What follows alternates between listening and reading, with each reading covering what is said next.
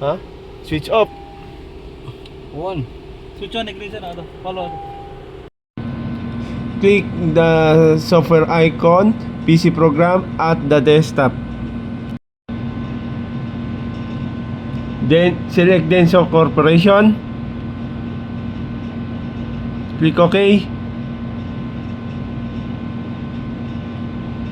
Click next. Click OK. Click OK.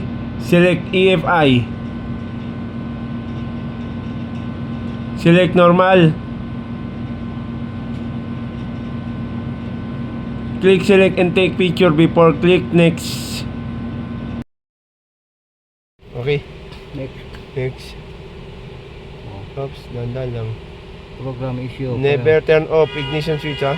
Ensure electrical loads off. Walang naka ano? Wala. Off. Never remove cable between cable vehicle tools. Never remove insert SD card. Never remove or insert. Start. Yan. Gaan mo yan. Okay. Never remove cable. Isang daan yan. Wala kang tatapakan dyan, no?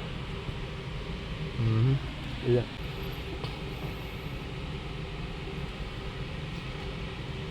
Haba yan, isang daan.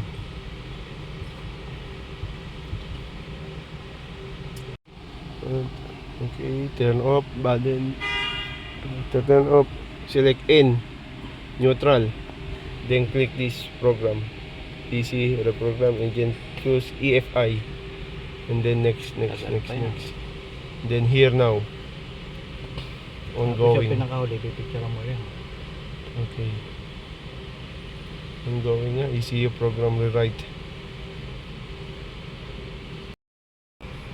Ilan pa lang, 12 pa lang. Okay, click here.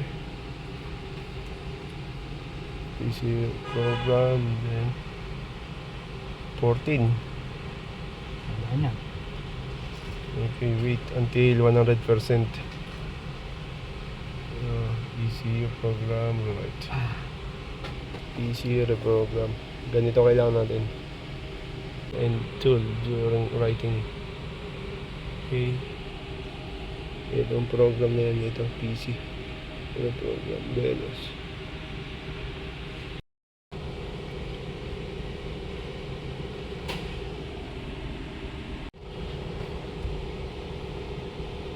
May NBH pa, update.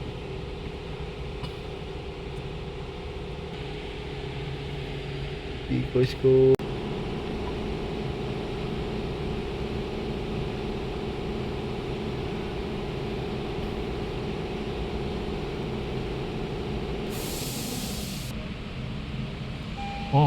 Yan. Sabi. rewriting of all complete. software part number complete. Ignition Read off. software part number. Turn off Turn off. ignition switch. Turn off. Okay, after turn off, next na no. Next. Please wait 29 seconds ha. 29 seconds. Okay, countdown naman siya.